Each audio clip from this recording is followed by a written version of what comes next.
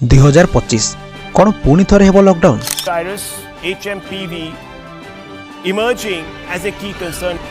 संपूर्ण लॉकडाउन होने जा रहा है। Thing about mysterious virus spreading in China. कोविड-19 परे पुणी ये को नुआ भाइरस कौन ए भाइरस कोविड-19 सह समान की एवं यही भाइरस प्रथम थर पे आसीची ना पूर्वरु भी थिला। रहस्यमय भाइरस जहाँ HMPV भाइरस बेंगलुरु रे गुटिए एही भाइरस रो केस एवं चाइना सह अन्य जगह रे मध्य एही केस देखा देइची। तबे सरकार कोन स्टेप नै छथि। Virus HMPV 8 मासर गोटे छोट छुआ को एही नुआ भाइरस होईची बोली जणा पड़िची। तबे ए नुआ भाइरस रो नाम हेउची HMPV ह्यूमन मेटा निमो भाइरस। आउथर सुनतु ह्यूमन मेटा निमो virus.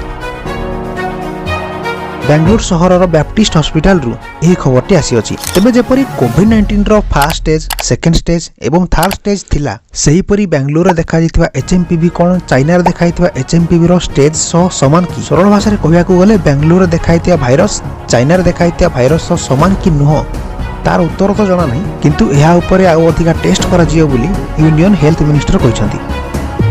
On recent reports, the cases of HMPV in China तेरे मन में एक प्रश्न आसे कि भाई प्रथम केस ही तो होई छी से भी ठीक से क्लैरिटी नहीं तबे एतिरे ते सीरियस वा कोन दरकार। कोविड-19 रो परिस्थिति आमे समस्त जानि छथि।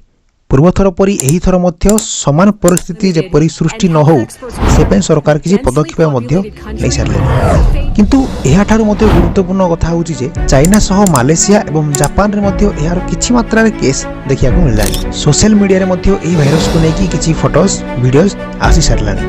14 वर्ष रु कम बयस छुआन को एही भाइरस हेउछि बोली रिपोर्ट मध्य आसी जारिछि एवं ता सह नॉर्दर्न चाइना रे एही भाइरस रो केस अधिका देखिया को मिलुछि। अच्छा भाई HMPV भाइरस कोन कोविड-19 सह समान की ना ताठारो अधिका क्षतिकारक। देखंतु क्षतिकारक मध्य हम कहि परिबा कारण HMPV भाइरस रो वैक्सीन नाही किंतु कोविड-19 रो वैक्सीन अछि। HMPV भाइरस एवं कोविड-19 अलग अलग भाइरस किंतु एमान को मध्य रे समानता मध्य रहिछि। जेपरि कि रेस्पिरेटरी सिस्टम को एमान टार्गेट करंती माने निश्वास प्रश्वास नेबारे असुविधा करे। सिम्पटम कथा कहवा जदि ठंडा काश छिंक एवं अत्यधिक मात्रा रे छोट छुआ वयस्क लोक एवं जे व्यक्तिर प्रतिरोधक शक्ति कम था तांकू ए भाइरस हो जाय था। प्रिवेंशन मध्य समान जेपरि हाइजीन रहंतु, मास्क पिंधंतु एवं सोशल डिस्टेंस रखंतु। HMPV भाइरस आजिर भाइरस न US centre for disease control and prevention को कथा मानिबा जदि 2001 मसिया रे एही भाइरस देखा दैतिला। तबे गुटे गुरुत्वपूर्ण प्रश्न मन रखिथांतु HMPV भाइरस नियमो भारिडाई फैमिली रो आसीची। जदि एही भाइरस आपन को होईची तबे 3 रु 6 दिन भितर एहार लक्षण आपन को बॉडी रे देखिया को मिल जिवो।